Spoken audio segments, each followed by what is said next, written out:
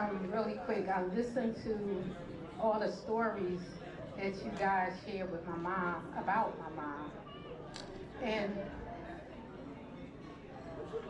let it out. Take it out. You got it. You got this, Kim. Here I come. so growing up Here I come. in the city, I always thought that everybody thought the way we thought, because I grew up in a two-parent household. And I had a lot of friends who didn't have that. And I never heard my mom say a curse word. And I heard a lot of my friends get cursed out by their parents. Even when I brought kids home. Ever since I was 11 and 12 years old, I was bringing kids, pets, animals, and she never closed the door. And she still lives to this day. I still bring them home. I was 12 years old, fostering kids. And my mother was their grandmother, and my mother was their mother. And I brought home all my friends with their problems. And my mother mothered them, and she never closed the door.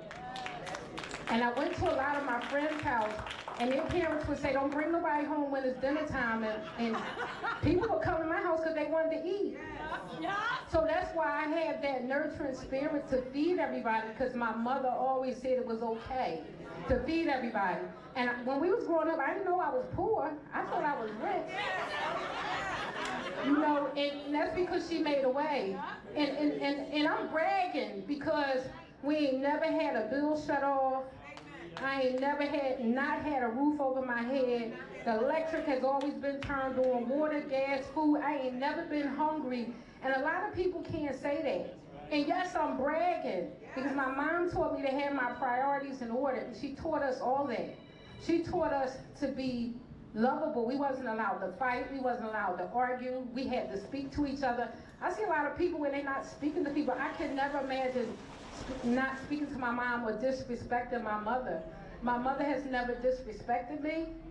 She give me a hard way to go when I ask her to do something. But she do it. And then I get a little attitude and I do it on my own. She be like, well, you ain't asked. I said, because when I ask, you give me an attitude. But then I see it in me. I see my mother in me. Yes. Y'all see yes too fast. But I say that all to say that everybody doesn't have that. And I appreciate you, Mom. And I love you to the moon and back. And you done took me to the moon and back. You done took all my kids, my neighborhood kids, the animals, the pets, the turtles in the yard, my grandchildren. Come here, Isla. Come here, Woogie. Who's this right here? What's her name? What's her name? Bestie. They call her Bestie. That's your bestie. They don't call her grandma. They call her Bestie.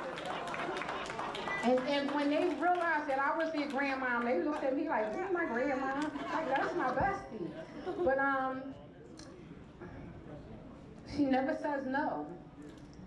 She says yes with an attitude, and she give you a lot behind it.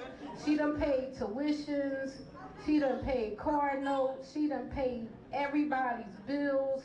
She done supported everybody in the whole entire family. And if anybody should have an S on their chest, it would be my mom. Amen. And a lot of people brag. I mean, a lot of people say things that are not true. Everything that was said in this room today was true about my mom. And she is the gentle giant. I have never heard her argue. I have never heard her. I saw her beat up a man on the sub one day. I did. Tyrone, you remember that? Y'all remember that? I remember that. She beat up a man on the sub. She was a little roughneck. Her head can spin around. Yeah. And me and my sister, we used to get in trouble in school all the time. We fought. She finally said, I ain't coming back up there no more. But we fought. And one day we sat in a room and my mom said, well, if they want to fight, put them in the gym room and let them fight. And the girl was like, no, we don't want to fight. I was like, yeah, that's my mom. Yeah, we want to fight. And I remember I told my teacher one day, I'm going to call my mom. And I called my mom and I got in trouble. But I say that to say that it's a blessing. If you have your mother appreciate her. Because I can't imagine living without my mom. Can't imagine it. So thank you guys for coming out to love on my mother. I know all the stories from when she used to work at 1234 Market. I know all the stories about the line dance. I sent my kids to the line dance, and I was like, oh, my kids got to go line dance with you. And she's like, I ain't going to line dance with me, but she took them, you know. I used to meet her down at the 1234 Market, and all those stories. I mean, I got a lot of stories. We used to get in trouble all the time, and what they used to do back then was abuse. I was abused, y'all. But I was busy. I wasn't bad. I was busy. But somebody always got me in trouble. We got suspended a lot because she did, yeah.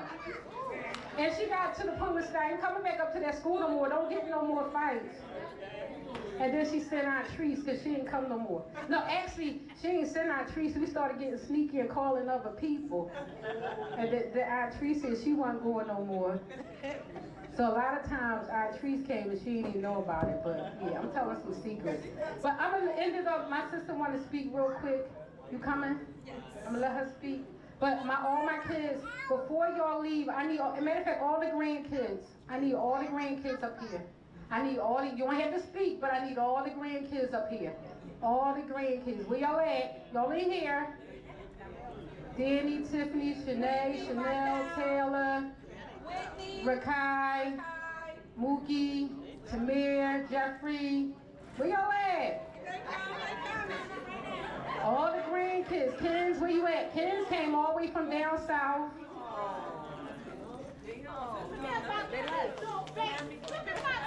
Look at my baby. This is my brother's.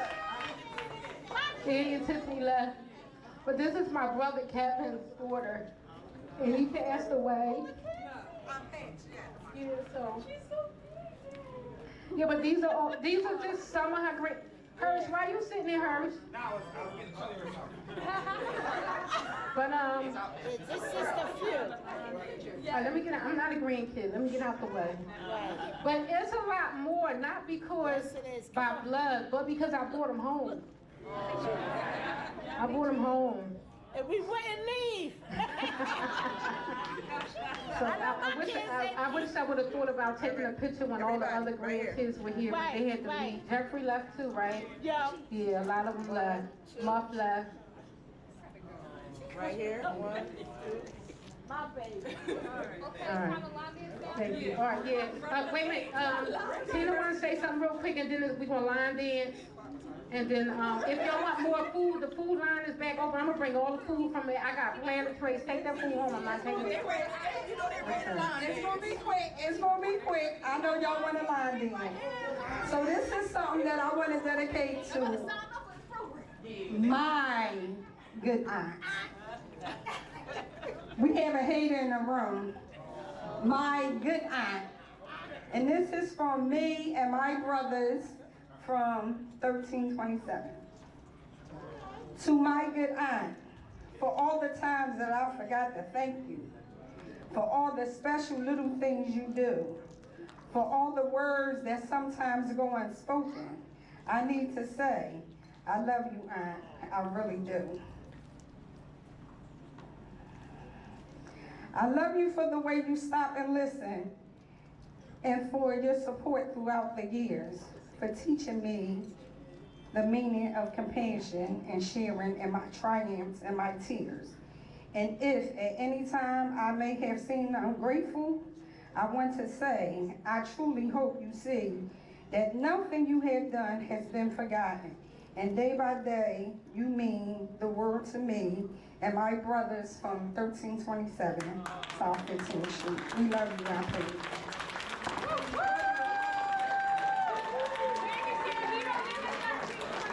Oh, I'm sorry, and the DJ is our brother also. All right, so let's get some line dance going on.